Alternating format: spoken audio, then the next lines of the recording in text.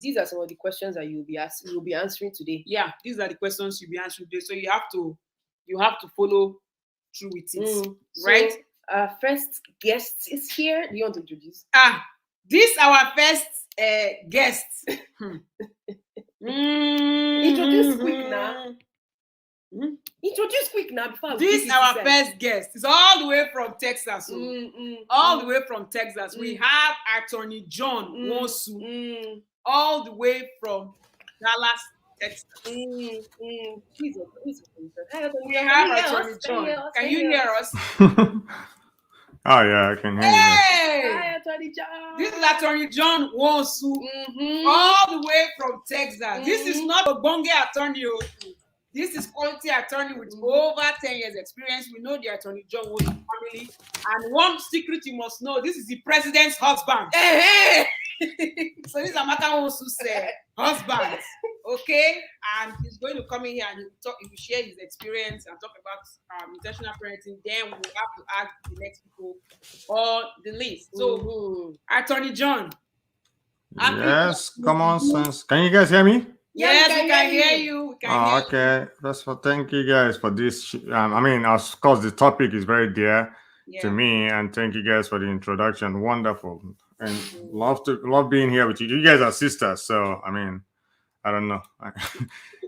So thank you. I'm happy to be here, share my experience with my two boys, and of course, my experience with my wife raising our two wonderful boys. So I'm happy to be here. We are here for it. We are here for it. We are here for it. We are all ears, except you. Whenever you are. I didn't know. I'm on already. Yeah, you are. Everybody can see you. Everybody can see you. Are you not seeing yourself? Oh my God. Everybody can see you. Everybody can see you. We can see I wasn't reading. Actually, it's warning me, so I didn't even read the screen. I thought I was talking to you guys privately. So, well. No. Everybody can hear you. No. It's good to be here. You guys, I mean, hit a lot of the points, you know, and I think I have issue with just one, but I'll get to it. Yeah. For me, honestly, I believe there is no gold standard for parenting. If there is, of course, we all will be, you know, put parenting on autopilot, you know, and so there's no, we all have different beliefs, cultural, otherwise, and how we were raised, where we believe may be the, you know, best. And of course, if you believe that your own is best, that's what you want to transfer and impact, you know, to your children. But honestly, parenting is for lack of a better way to put it, it's a relationship that really takes thought. You know, it takes self-sacrifice. You have to be intentional in everything you do. Love, compassion, all these things has to be involved and all combined. For that's how I look at parenting. And I know that one of the things both of you said, I didn't know there was a pool. I could have answered it. I'm definitely not raising my children as my parents raised me. You know, there is a lot of things I take from it, but I'm trying to, you know, in addition to transmitting what I got from my parents, every other thing I learn and what I want and what I believe and how I want my children to turn out. So those things are really very important. And I mean, you have to. Okay. All right. Okay. So you ask. So thank you so much for sharing that information. So we have the question on the screen, right? Okay. I know that obviously your beloved sons, they'll be the only one they can answer number one, but you can also assign, you know. So these are the questions that you can answer. So the first one is, will your children see you as an intentional parent? Yeah, do you think? And they'll learn hands down first. Yeah, that's the question. I can sense, of course, I don't query them whether they see me as one, but I can really sense that they do. I can deduce that from, let's say, like if I'm not there, they're waiting for me. They will say, "Oh, are you going to bed?" No, waiting for daddy to put us to bed, because it's something that I do every single night. If I'm home, so those things they'll say, "Oh," or if I'm leaving, I usually leave early to go to work. They have to go to school before 7:45, and sometimes my wife will be, if my wife is around, if she's not out for job, she'll be the one taking them. You see them once, they're like, "Daddy," they'll be rushing to eat their breakfast so that I will drive them, so ride with me. So all those things make me. And of course, like, a lot of times too, they will have a movie that they want to watch. They'll say, "Oh, daddy, we're waiting for you to watch it with them," even though I may not care about it. But so all those things are the things that make me feel like they're probably, African parents, are you hearing? Are you people's Have your children ever asked you to watch film with them? When they rush their breakfast, is it because we are shouting for them, or is Eat because like a soldier, eat like, some parents say, eat like a soldier, eat like a soldier. or it's because they cannot wait to get into the car with you so that they can see your face as the last thing before they get into class and and all this stuff. Before we even go to the next question, please, Anthony John is on YouTube. Can you subscribe to his YouTube channel? Yeah, please. And he's on all social media platforms. Attorney John is the only attorney that I know. TikTok, Type Tuesday. Happy Tuesday time. We teach you how to not type. That's Instagram Reels. Instagram, Facebook. He has his website. Amazing. You can check him out on Google. His reviews, they speak volumes. So that's it. So please, if you go and subscribe to his YouTube channel, those especially of you that are in the US looking for quality attorney, this is the one that we are recommending. This is not charge and bail. It's not lawyer by day, pastor by day. This one goes to cancel. Enough said for the wife. The second question. Second question. So okay, you said you do not parent your children. Yeah, you already exactly answered the same way your parents parented you. So what are some of the good things you take from the way your parents raised you that you carry on to your children? For me, and I know that you guys mentioned about using bankere or baranke, whatever they posted. Yeah, and using that. I mean, I came from a big family where 8 of us raised all, and honestly, my father actually treated us, discipline wise, if I have to use, because I was one of those in my house. I wasn't really flogged. My father used to bring me in when I do something wrong and just talk to me. I hated that because I wanted to be flogged and let me go. But he would tell me stories. You guys talked about it. I wanted to be flogged and get it over with, but he would start telling me stories, and all those things. And sometimes he would tell me a story and he would fall asleep, and I'll still be waiting or kneeling down. At least I will kneel down when he's telling the story. But so one of and now, of course, being a child, hearing these stories over and over, it's not, it doesn't. You might think that you might not understand it, but once you grow, especially for me, once I grew honestly and have a children, I start to appreciate so many things that my father did for me, and so you start thinking about it like, okay, like I say, when we ride to the school, I always want to. It's time for us to chat. There's no time for them to be on the phone or anything like that. Time for us, that 5 minutes ride. We are talking, we are sharing things. I'm sharing something with them. And I want them always to send them off school by, "Hey, I love you." Those are the things that my wife taught me to do. And I love it. So that's the last thing they hear, so it's very important. Parents, John. You people will pay for this information. No, this is not only parental advice, this is legal advice. Because wait, you hear say some of the things that my wife taught me. Words of love to tell the children. I love you and all that. I'm proud of you. You are handsome. You are the best gift I You are going to do great. Attorney John tells his children every day. Blessings to you, sir. Right on. Blessings to you, because many of your mates, old and your mates are younger, they don't do it. They will say that I'm raising them the way my father raised me. They don't do it, and we appreciate you for being able to listen to your wife in that aspect, because there are some also African mothers that try to tell some African fathers that please be doing this for the children. They would like it, but some of them get coconut hair. But now that you are saying it as a man to man, He will say, okay, Attorney John is doing it. I Let should me be also doing it. do it. It's working. You can continue, sir. Oh, Yeah, I think we have the third question. Ella can put in the what's third, the third question? the third question where is that we it? have. There was he was answering everything as well. Yeah. They said, oh, let So, me what are read some this of the thing. qualities and attributes of parenting children intentionally? Since you do that, what are some of the qualities? Yeah. Well, I know you guys alluded to it too when you guys started talking about leading by example. Your children looks at everything you do. Honestly, they see it. You know, sometimes because you may be preaching one thing and doing the other. They know it.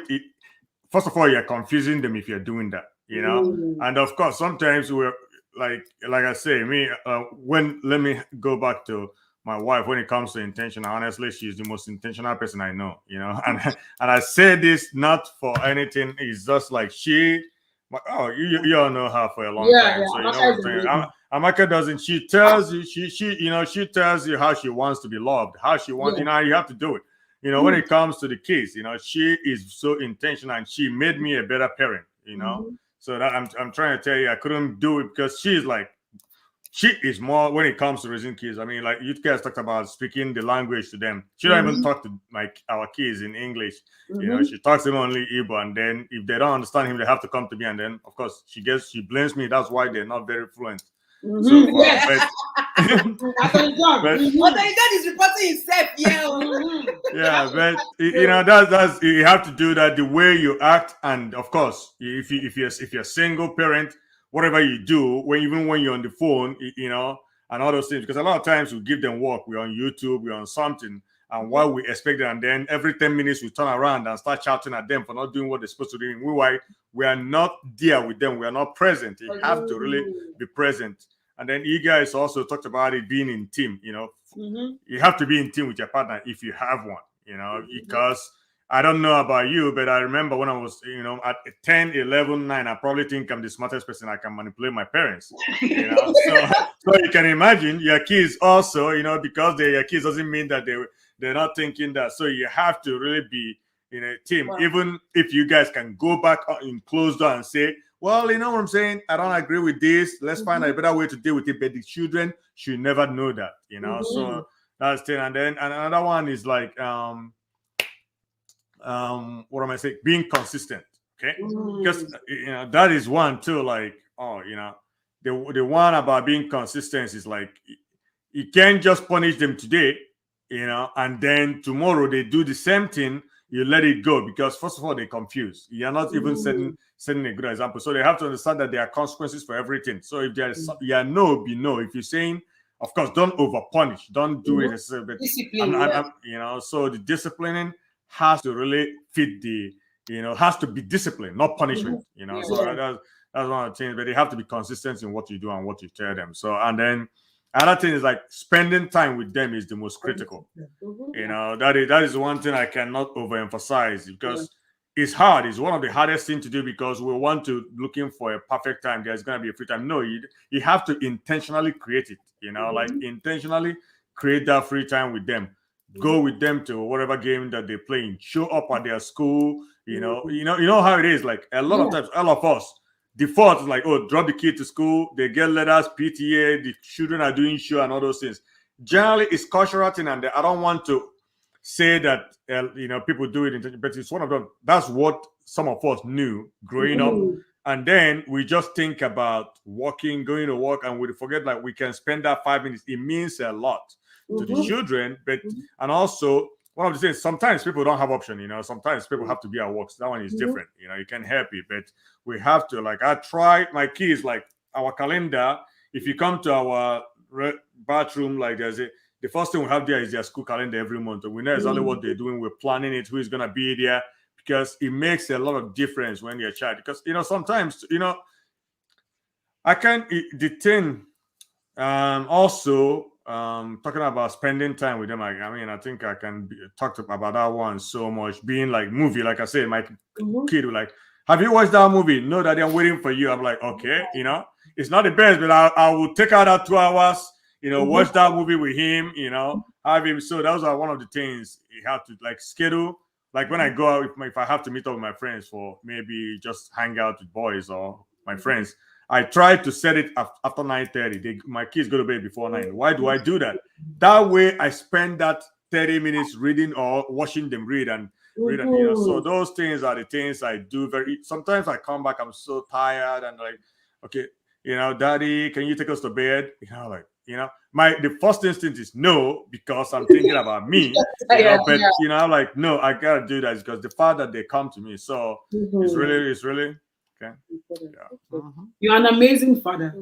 We know you and Amaka personally. That's why we're so happy that you created time, because you gave us this time slot that you're going to be available, because we wanted you to be here. We wanted you to share your story.